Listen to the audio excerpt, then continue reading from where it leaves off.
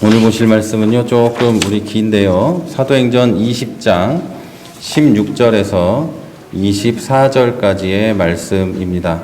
사도행전 20장 16절에서 24절까지의 말씀을 함께 보도록 하겠습니다. 우리 교독합니다. 바울이 아시아에서 지체하지 않기 위하여 에베소를 지나 배 타고 가기로 작정하였으니 이는 될 수 있는 대로 오순절 안에 예루살렘에 이르려고 급히 가미러라.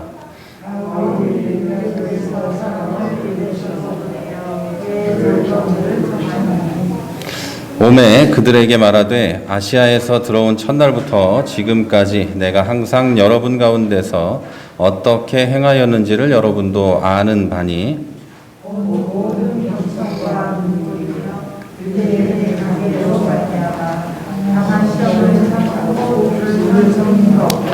유익한 것은 무엇이든지 공중 앞에서나 각 집에서나 거리낌 없이 여러분에게 전하여 가르치고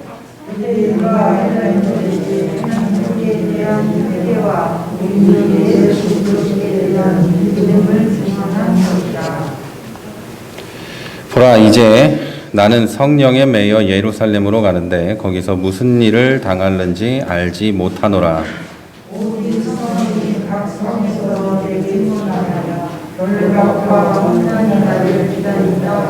다 같이 내가 달려갈 길과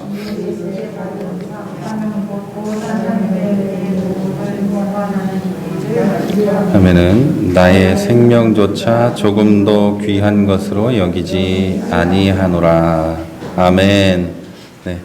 오늘은 사도행전 85번째 시간으로 참된 그리스도인의 삶이라는 제목으로 여러분과 함께 말씀을 나누려고 합니다. 에베소에서의 이제 마지막 설교하던 날에 이제 유두고가 죽죠. 그래서 죽은 유두고를 살린 바울은 바로 다음 날 길을 떠나서 며칠 후에는 에베소 남쪽으로 80km 정도 떨어진 번화했던 도시 밀레도에 도착했습니다. 자, 거기서 바울은 에베소 교회 장로들을 이제 초청해서 본문에 나오는 말씀을 전합니다.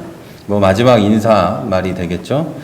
사도행전의 다른 설교들은 모두 불신자를 대상으로 복음을 전하는 설교였다면 이 말씀, 이 설교는 유일하게 그리스도인에게 한 설교라는 점에서 특별하기도 합니다.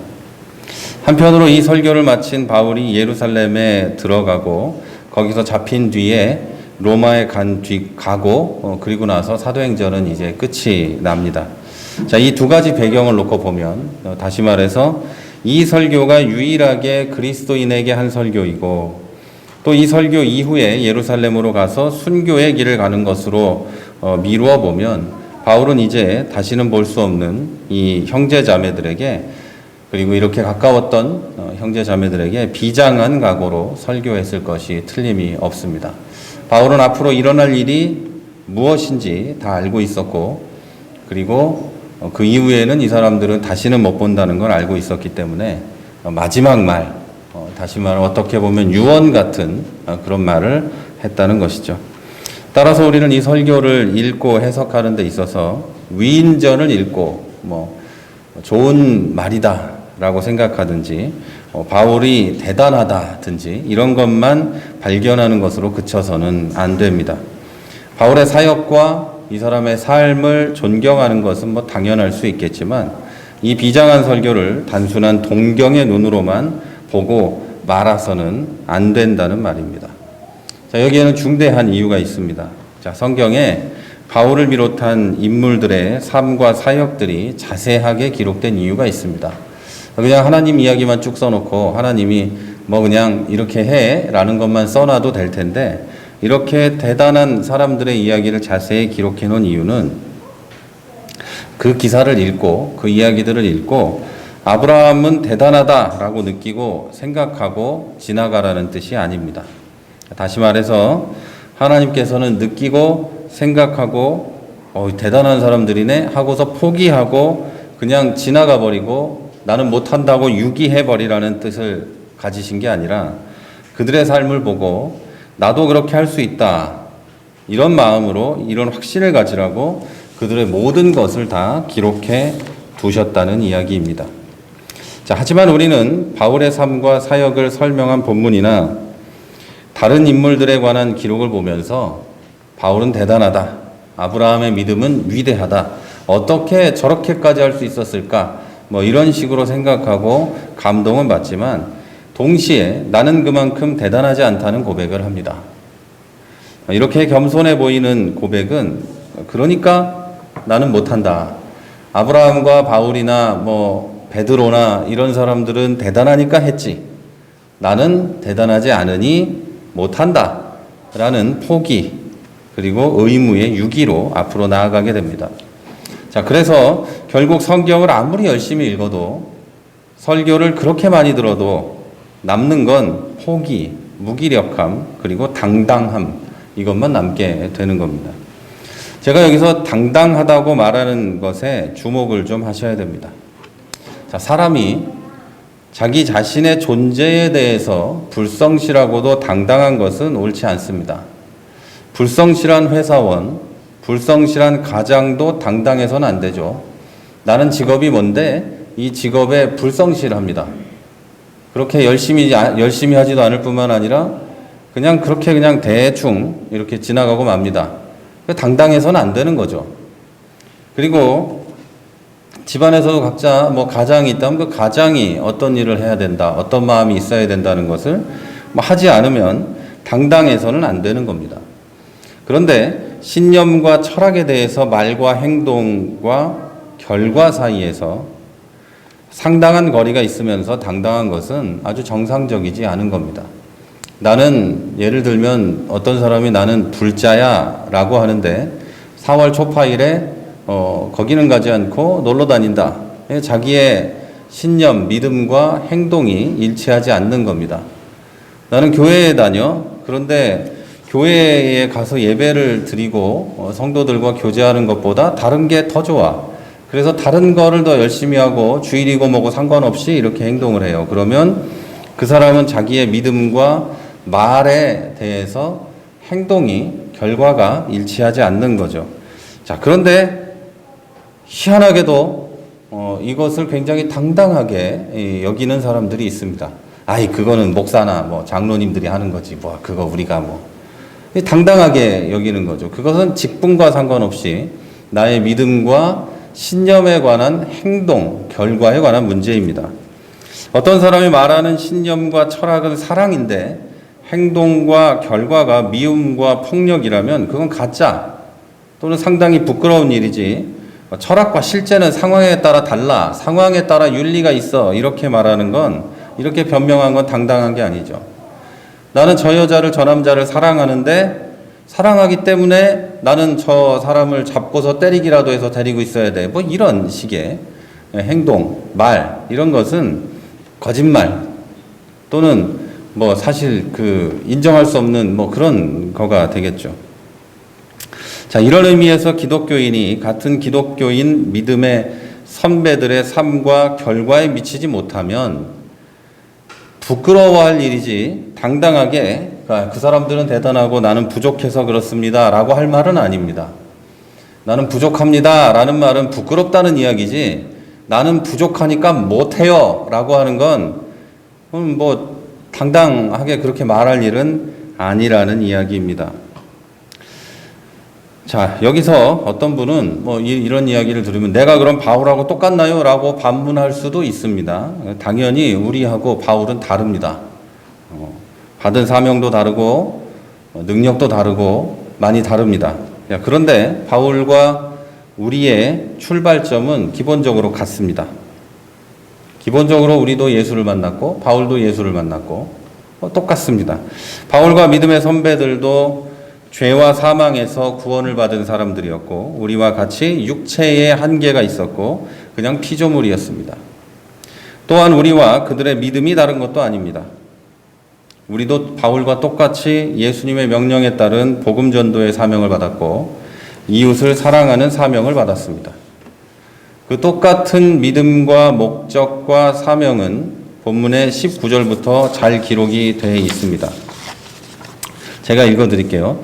모든 겸손과 눈물이며 유대인의 관계로 말미암아 당한 시험을 참고 주를 섬긴 것과 유익한 것은 무엇이든지 공중 앞에서나 각 집에서나 거리낌 없이 여러분에게 전하여 가르치고 유대인과 헬라인에게 하나님께 대한 회개와 우리 주 예수 그리스도께 대한 믿음을 증언한 것이라. 보라, 이제 나는 성령에 매여 예루살렘으로 가는데 거기서 무슨 일을 당할는지 알지 못하노라. 오직 성령이 각 성에서 내게 증언하여 결박과 환난이 나를 기다린다 하시나 내가 달려갈 길과 주 예수께 받은 사명 곧 하나님의 은혜의 복음을 증언하는 일을 마치려 하면은 나의 생명조차 조금도 귀한 것으로 여기지 아니하노라. 아멘. 자, 우리가 그리스도인으로서 공통적으로 가진 믿음과 삶의 방향과 사명이 실제로 현실에 실현이 된다면 바로 이런 삶이 됩니다. 그러니까 이거는 바울만 특별히 대단한 사명을 받은 것이 아니고 그 사람만 대단한 게 아니라 실제로 우리가 마지막 예수님이 주신 명령을 따르고 다시 말해서 땅끝까지 가서 복음을 전하는 명령을 따르는 제대로 된 그리스도인이라면 그리고 나가서 어떻게 살라는 명령을 다 제대로 받은 그리고 산상수훈에서 말씀하신 그 말씀들을 다 지키고 따르게 된다면 요 삶이 됩니다. 정확하게 이렇게 되는 거죠. 우리를 사람들이 미워하게 될 것이고 우리는 복음을 전하다가 뭐 순교할 일은 별로 없을지 몰라도 현실에서는 우리는 생명을 걸고 복음을 전하고 이웃에게 사랑을 전하는 뭐 그런 사람이 되는 것이죠. 다른 변명을 할 게 없는 거예요. 똑같이 사명을 받았기 때문에 똑같이 그렇게 살아야 되는 건데 못한다면 부끄러워야 되는 거라는 거죠. 못하고 있다면 뭐 그렇다고 못한다고 해서 지옥 갈 것 이런 게 아니고 못한다면 부끄럽고 하나님 앞에서죠. 하나님 앞에서 부끄럽고 이래야 된다는 것이죠. 만약 이런 삶을 추구하지 않는다면 정확히 반대의 삶을 추구할 것이고 그 반대의 삶은 이런 겁니다. 제가 읽어드릴게요. 남들보다 높아지고 내 행복만 원하고 나 자신을 섬기고 절대 시험을 참지 않고 다른 사람에게 유익하지만 거리끼는 것이 하나라도 내 마음에 있으면 절대 가르치지 않고 복음을 전하지 않고 성령이 말씀하셔도 절대 움직이지 않는 삶. 조금이라도 위험한 것이 있다면 사명을 그냥 버리는 삶. 뭐 이런 삶을 추구하게 되는 것이죠. 근데 몇몇의 그리스도인들은 이런 삶을 추구하는데 이렇게 살면서 내가 그리스도인이라고 말하고 있다는 거죠. 이것이 바로 내 믿음과 신념과 철학과 모든 것에 위배되는 이율배반적인 이상한 삶을 살고 있는 거죠. 겉과 속이 다른 이상한 삶을 사는 거예요. 그러면서도 아무렇지 않게 교회에서 직분을 가지고 있고 그 직분에 대한 대접은 또 잘 받으려고 하는 이런 것이죠. 이게 말도 안 되는 거예요. 우리 기독교에서만 인정이 안 되는 게 아니라 어느 곳에서도 인정이 안 되는 겁니다. 만약에 의사가 겉을 보기에도 의사고 말하는 것도 의사고 일하는 것도 의사인데 그 속은 히포크라테스 선서와 아무 상관없는 그런 삶을 살고 있다면 우린 그 사람을 보고 참된 의사다 이렇게 생각하지 않죠. 그리고 또 그런 것도 있죠. 요즘에 뉴스에 나오더만요. 의사가 대리수술을 해서 사람들이 문제가 생기고 막 이러는데 여러분 누구도 그 의사를 진짜 의사라고 생각하지 않습니다. 돈에 뭐뭐한 사람 이렇게 생각하게 되는 거죠. 자, 어디까지? 여기군요. 어쩌면 진정한 의미에서의 기독교인이 이런 사람들은 아닐 수 있습니다. 예수를 믿는 목적 또한 이런 것들일 것이기 때문이죠. 저는 여러분 가운데 이런 사람이 한 사람도 없게 되기를 바랍니다. 자, 여러분 진짜 성도라면 진리를 두려움 없이 말하고 하나님의 은혜를 전하고 죽음 앞에서도 당당히 진리를 지키는 삶을 살고 싶어는 합니다. 이것조차 하기 싫은 사람은 진짜 예수 믿는 사람 중에는 없습니다. 자, 그런데 바울과 우리가 도달하려고 하는 목표에는 전혀 차이가 없다는 말이죠. 시작점도 똑같고 도달하려고 하는 목표도 같은데 그런데 왜 이렇게 차이가 날까요? 바울은 그런 삶을 살아내려고 갈망하고 열망했지만 우리는 그 삶을 살려고 하다가 아주 작은 일에도 포기하고 그냥 유기해두고 내버려두기 때문입니다. 자, 그래서 우리는 바울을 비롯한 믿음의 선배들의 삶을 동경할 뿐 살아내지는 못하는 것입니다. 자, 그래서 이렇게 우리의 다른 점은 믿는 사람으로서의 추구하는 방향이 아니라 실제와 허상, 관념과 실제입니다. 생각인가 삶인가 하면 이런 차이라는 거죠. 자, 우리는 생각하지만 그들은 사는 겁니다. 우리는 꿈꾸지만 그분들은 살아낸 거죠. 그래서 다른 거예요. 그분들은 아마 생각하기보다 움직이기 바빴을지도 몰라요. 하나님이 이렇게 말씀하시니까 나는 그럼 가야겠구나. 나는 아시아 지역에 선교하려고 했는데 하나님이 꿈속에서 나보고 가라고 하시니까 뭐 당장 뭐 내일 아침에 떠나야지. 뭐 이런 생각보다 움직이는데 바빴을 거예요. 자, 그러면 여러분, 우리는 왜 이럴까요? 자, 우리는 무엇 때문에 이러고 있을까요? 단순히 두렵기 때문에 그럴까요? 아니면 자신이 없기 때문에 그럴까요? 그런 건 아닙니다. 바울과 우리가 시선이 다르기 때문입니다. 자, 바울을 비롯한 믿음의 선배들의 시선은 바라보는 방향, 내가 보는 것은 오직 내가 달려갈 길과 사명에만 있었습니다. 천국이 내가 달려갈 마지막 종착점이니까 그 천국이 내 눈에 있었고, 그리고 내가 일할 것들, 그런 거에서만 있었다는 거죠. 내가 바라보는 것은 천국이고 하나님이 거기까지 가는 길에 맡겨준 일, 그거에만 초점을 두고 있었다는 거죠. 자, 그렇기 때문에 유혹과 두려움도 있었지만 내가 달려갈 길과 복음을 전하기 위해서는 생명이라도 조금도 귀하게 여기지 않는 삶을 실제로 살 수 있었던 겁니다. 주변을 계속 이렇게 바라보면 주변에는 천국이 보이지 않게 하는 것들이 실제로 굉장히 많이 있습니다. 그런데 이분들은 눈을 뜨고 멀리 보면서 천국을 바라보면서 갔다는 것이죠. 그들은 그렇게 살기 위해서 자기 자신을 항상 돌아봤고 부족한 자기 자신과 늘 직면했고, 바울은 자기에 대해 죄인의 괴수라는 평가를 내리기도 했습니다. 자기를 돌아보면서 천국을 바라보며 사명을 감당하며 달려가는 길에 돌아보면 자기는 죄인의 괴수고, 하지만 나는 끝까지 달려가려고 했다는 것이죠. 그러나 우리의 시선은, 저를 비롯한 우리의 시선은 항상 달려갈 길이 아닌 잠시 머물 이 세상과 소유를 향해 있습니다. 육체의 욕망에 초점을 맞추고 있기 때문에 유혹과 두려움에 항상 넘어가고 내 현재와 미래의 소유와 행복을 위해서 사명과 달려갈 길을 조금 더 귀하게 여기지 않는 삶을 살게 되는 것이죠. 자, 그러면서도 자기가 결코 자기 신앙을 돌아보지도 않게 되는 것이죠. 어쩌다가 돌아본다고 해도 저는 물질이나 명예나 개인의 욕망 따위는 뭐 전혀 귀하게 여기지 않습니다만, 다만 제가 연약해서 넘어집니다. 이렇게 할 뿐입니다. 사실은, 말은 이렇게 하지만 사실 본질은 이 세상과 소유가 하나님이 주신 사명보다 훨씬 더 크고 어쩌면 그게 전부이기 때문에 이런 핑계를 댈 수밖에 없는 상황에 내가 되어 있는 것이죠. 바울이든 믿음의 선배들은 이런 핑계를 댄 적이 없다는 거예요. 내가 이 달려갈 길을 다가기 위해서 도대체 무엇을 할까를 맨날 생각하고 하나님이 주신 말씀을 따라 달려갔기 때문에 이런 핑계를 댈 여지가 없었어요. 그런 것들은 생각도 하지 않았기 때문에. 사실은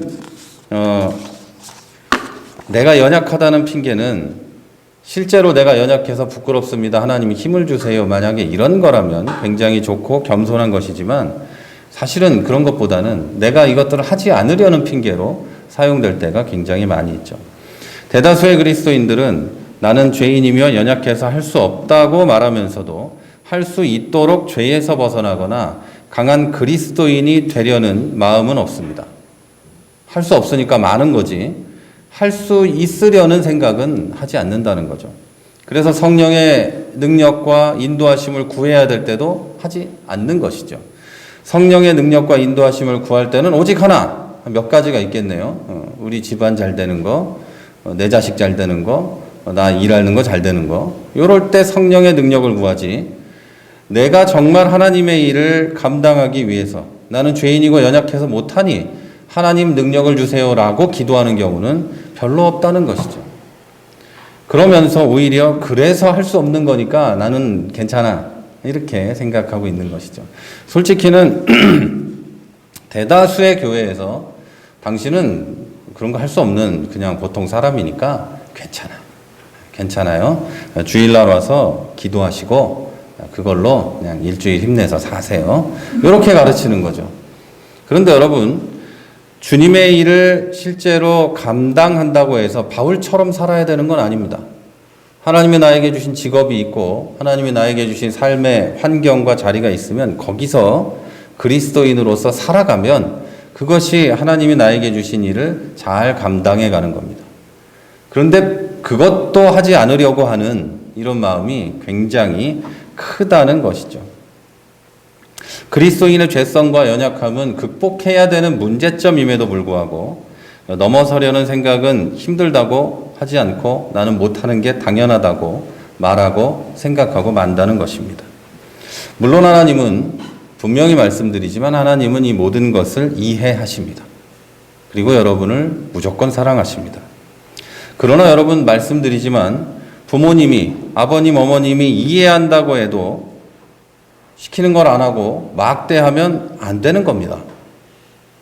그것처럼 우리도 하나님께 그렇게 하면 안 되는 겁니다. 분명히 우리에게 주신 시킨 게 있고 명령이 있으면 그걸 못하고 있으면 아버지 하나님께 죄송하고 어떻게든 할 수 있는 능력을 달라고 해야 함에도 불구하고 그냥 뭐 나는 아직은 안 되는 것 같아요. 그러면 언제 될까요? 자, 우리가 할 수 없으면 먼저 그 사실을 인정하고 나의 연약함과 죄성을 직시하고 직면해서 나의 죄인됨과 죄인의 괴수와 같은 것을 인정하고 해결책을 찾아내야 하는 것이죠. 자, 우리가 진실하게 마음으로 원하지만 육신이 약해서 안 되는 건지 마음이 원하지 않아서 육신의 연약함을 이용하는 것인지를 똑바로 쳐다보고 해결해야 한다는 것입니다. 분명히 말씀드리지만 할 수 없는 나를 해결하려는 마음이 없는 것은 하지 않으려는 의지가 강력한 겁니다. 그냥 생각을 해보시죠. 나는 머리가 나빠서 공부를 못해요. 그러면 나는 공부를 안 해도 되는 거예요. 라고 우리의 아이들이 얘기한다면 속이 뒤집어지겠나요? 아니면 그래 너는 머리가 나쁘니까 내 잘못이지. 이렇게 얘기하시겠나요? 당연히 머리가 나쁘면 나쁠수록 공부를 열심히 해야죠. 그 상식 아닙니까? 머리가 나쁘면 나쁠수록 공부를 더 열심히 해야 되는 것이지 나는 머리가 나쁘니까 안 해도 돼 이러면 안 되는 거예요. IQ가 80 몇 짜리도 있는 것이고 정상적인 삶을 살 수 있습니다. 150도 있는 것인데 150만큼 하려면 80 몇 짜리는 얼마나 열심히 공부를 해야 되겠냐고. 그런데 나는 머리가 나쁘니까 뭐 무슨 공부는 무슨 공부야. 나가서 뭐 다른 거라도 하지. 머리가 그렇게 나빠서 공부를 못하겠다는 사람이 나가서 뭘 할 수 있겠어요? 다 아시겠지만 공부가 제일 쉽죠? 가만히 앉아서 공부하는 게 제일 쉽죠. 그런데 그것도 못하겠다는 거죠. 그리스도인도 똑같아요. 하나님이 나에게 능력을 주시기 때문에 하나님이 하라고 하는 것을 그 능력 안에서 하는 것이 제일 쉽습니다. 그런데 그거는 못하겠고 내 육신의 소욕을 쫓아서 살아가는 것은 그렇게 어려운데도 정말 열심히 하고 있는 것이죠. 분명히 여러분 진실로 진리를 두려움 없이 말하고 하나님의 은혜를 전하고 죽음 앞에서도 당당히 믿음을 지키는 진짜 그리스도인의 삶을 생각이 아니라 실제로 살기를 원한다면 이제 시선을 이 세상의 소유와 이 세상의 것들에서 천국과 내가 보이는 저 천국과 나에게 주신 사명으로 돌리시기를 바랍니다. 그러면 바울과 믿음의 선배들과 같은 성도의 삶을 살 준비가 된 겁니다. 삶을 사는 게 아니라 그러면 이제 시작할 준비가 된 거예요. 그리고 이 준비가 되었으면 이것만 하면 됩니다. 교만을 버리고 겸손히 성령을 의지해야 됩니다. 자, 우리는 참 모두 다 똑똑하고 배울 만큼 배웠고 할 수 있는 능력도 많습니다. 그래서 교만이 굉장히 많습니다.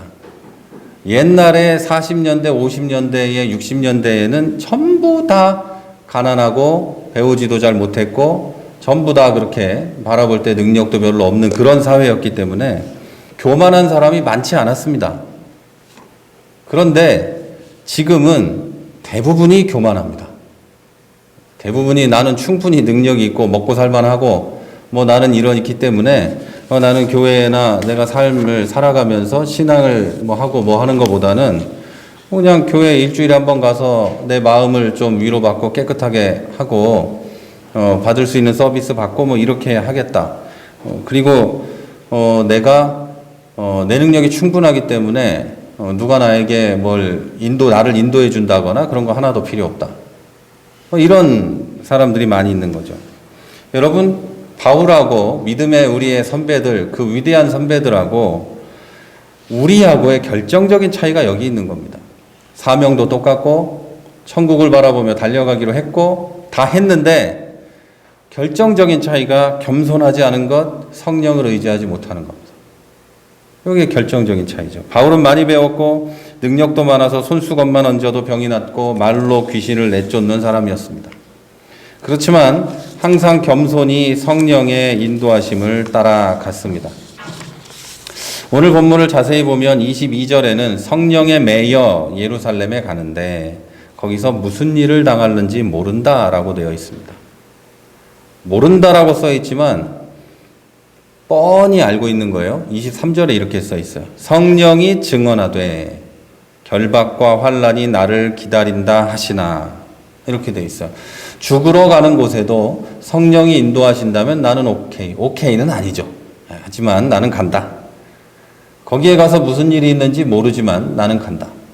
이게 성령의 인도하심을 따르는 사람입니다. 그리고 바울은 예루살렘으로 갑니다. 거기서 무슨 일이 있을지 고민해보고 거기다 사람을 보내서 내가 가면 무슨 일이 일어나나 물어본 적도 없고 뭐 가서 살 곳을 구해놓은 적도 없고 그냥 이 사람은 성령이 얘기하시니 간다, 이거죠. 바울은 처음 예수님을 믿은 날부터 항상 이렇게 성령에 매여 있었습니다.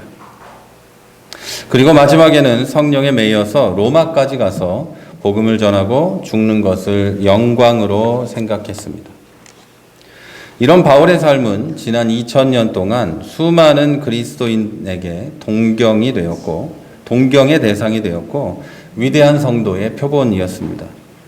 그러나 우리는 이런 삶을 사는 걸 원하지 않습니다. 원하지 않아요. 바울처럼 능력을 갖기는 원하지만, 그렇게 많이 배우기를 원하지만 바울의 삶은 별로 좋아하지 않습니다. 그런 이유로 나는 연약하고 부족하다는 것을 들 때가 많이 있습니다. 물론이죠. 저나 여러분이나 연약하고 부족하기 짝이 없습니다. 당연히 여러분의 능력으로, 우리들의 능력으로는 이렇게 할 가능성이 전혀 없습니다. 그러나 바울과 같은 위대한 성도의 삶만이 아니라 여러분의 능력으로는 그 어떤 신앙의 행위도 할 수 없습니다. 교회에 올 수도 없고요. 예배를 드릴 수도 없고 집에서 온라인으로도 예배를 못 드립니다. 성령의 인도하심이 없으면 그 어느 것도 할 수 없어요. 여러분을 무시하는 게 아니에요. 우리는 자기 자신을 직시해야 한다고 그랬죠. 여러분, 사람은 다 똑같아요. 저도 마찬가지고 성도의 삶은 오직 성령에 매여야만 할 수 있습니다. 거룩한 삶은 성령이 아니면 못합니다. 못하는 거예요. 그걸 자꾸 내 능력으로 할 수 있네 없네를 머릿속에서 생각을 하니 나는 부족해서 못한다, 이런 말이 계속 나오는 겁니다. 주의 일은, 그리고 나의 신앙의 모든 행위들은 성령으로만 할 수 있는 줄 믿으시기를 바랍니다. 믿음도 소망도 사랑도 모두 성령의 매인 사람만 할 수 있어요.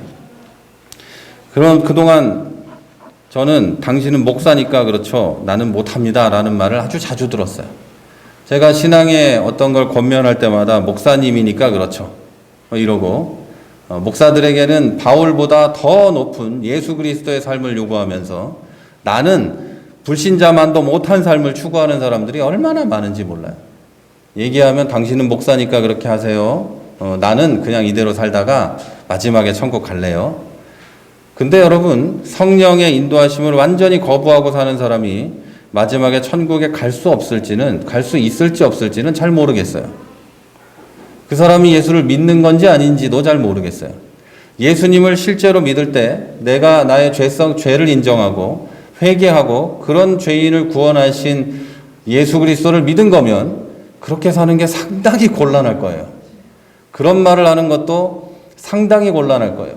그럼에도 불구하고 그렇게 한다는 것은 그냥 뭐 제가 판단할 수는 없겠지만 마지막에 가겠다는 그 천국에 갈 수 있을지 없을지는 잘 모르겠어요. 성경의 얘기로 보면 그렇다는 거예요. 자, 여러분, 제가 어떤 것이든 그리스도인의 삶을 하나라도 살아내고 있다면 그건 제가 목사라서 그런 게 아니고 성령에 매였기 때문입니다. 다른 이유가 하나도 없어요. 그건 성령이 시키는 걸 그냥 했을 뿐이지 제가 목사기 때문에 한 게 아니고 뭐 대단한 능력이 있어서 한 게 아니라는 거죠. 여러분도 똑같죠. 내가 그것에 순종하느냐 마느냐의 문제인 거지. 그것에 순종하는 사람이 대단한 것이고 순종 못하는 나는 부족하니까 괜찮은 거야. 이런 게 아니라는 거예요. 또한 여러분 곳곳에서 성령께서 그렇게 하라고 하나님의 성경을 통해 그렇게 말씀하셨기 때문에 그렇게 하는 것이지 어느 누구의 능력이 대단하고 어느 누가 뭐 받은 성령이 엄청 더 많아서 그런 게 아니라는 거죠. 우리는 모두 예수 믿을 때 똑같은 성령을 받았고 그 열매를 맺고 안 믿고는 내 순종에 달려 있는 겁니다. 그것을 분명하게 이해하시기를 바랍니다. 바울이나 엘리야나 저나 여러분이나 모두 하나님이 만드신 피조물입니다. 우리 중에 하나님은 한 명도 없어요. 우리 중에 뭘 만들어낼 수 있는 사람이 한 명도 없어요. 우리는 전부 하나님이 만드신 피조물이에요. 하나님이 아니면 아무것도 못할, 존재도 못할 그런 사람들이라는 것을 믿으시기를 바랍니다. 이 사실은 성경 곳곳에 우리의 무능함을 강조해서 주저앉게 하려는 목적이 아니라 오직 성령을 의지해서 꼭 승리하라는 뜻으로 기록해 놓았습니다. 왜 창세기에 우리가 피조물이라는 것을 그렇게 강조해 놨는지, 우리가 어쩌다 우연히 생겨난 게 아니라고 그렇게 강조해 놓은 것인지, 그리고 성경 곳곳에 우리의 무능함을 그렇게 강조해 놓은 것인지, 그리고 성령을 의지하고 따랐던 사람들의 놀라운 능력을 왜 그렇게 강조해 놓은 것인지는 바로 이 이유 때문이에요. 우리가 무능하니 못하다라는 말을 하게 하고 인정해서 하나님께 무조건 굴종하게 하기 위한 게 아니라 성령의 인도하심과 능력을 의지하면 이런 일을 할 수 있다. 이걸 보여주기 위해서 그렇게 써놓으신 거라는 거예요. 복음이 바울을 통해서 다른 사도들을 통해서 전해지는 사도행전의 이야기들은 성령의 바람을 타고 예루살렘에서부터 온 세상으로 뻗어나가는 그런 걸 보여주는 거지. 이 사도들의 능력이 엄청나다는 걸 보여주기 위한 게 아니에요. 그래서 우리의 삶도 하나님을 의지하고 성령을 의지하면 그것으로 놀라운 능력이 일어난다는 걸 보여주기 위해서 성경이 이렇게 써 있는 거예요. 안 그러면 2000년 전의 역사의 기록에 불과한 것이죠. 사랑하는 성도 여러분, 진리를 두려움 없이 말하고 하나님의 은혜를 전하고 죽음 앞에서도 당당히 믿음을 지키는 삶을 살고 싶으십니까? 그렇다면 먼저 이 세상과 소유에서 눈을 돌리시고 천국과 사명에 초점을 맞추십시오. 각자 부르신 게 있고 각자 하나님이 원하는 게 있습니다. 천국의 기쁨과 사명의 감격에 초점을 맞추십시오. 그렇다고 해도 저나 여러분은 여전히 부족하고 여전히 연약합니다. 하지만 여러분을 사랑하시는 성령께서는 완전하시다는 걸 믿고 성령을 의지하시기 바랍니다. 내가 아닌 내 안에 성령께서 일하시는 것을 기대하고 바라보시기를 바랍니다. 바울에게 일어난 놀라운 일들이 여러분에게 일어나기 시작할 겁니다. 여러분도 깜짝 놀랄 일들이 분명히 일어나게 될 것입니다. 여러분이 동경하던 믿음의 선배들에게 일어났던 기적 같은 삶의 역전이 분명히 여러분에게 일어날 겁니다. 그때 기쁨과 감격 속에서 나는 연약했지만 부족했지만 하나님께서 일하셨다는 참된 그리스도인의 고백을 할 수 있는 여러분과 저와 또 우리 교회가 되기를 주님의 이름으로 축원합니다. 우리 이제 한번 기도하겠습니다. 하나님, 나는 부족합니다. 연약합니다. 그러나 성령의 능력으로 모든 것을 할 수 있는 줄 믿습니다. 나에게 성령을 부어주시고 충만하게 하시고 성령의 능력을 주옵소서. 우리 함께 기도하겠습니다.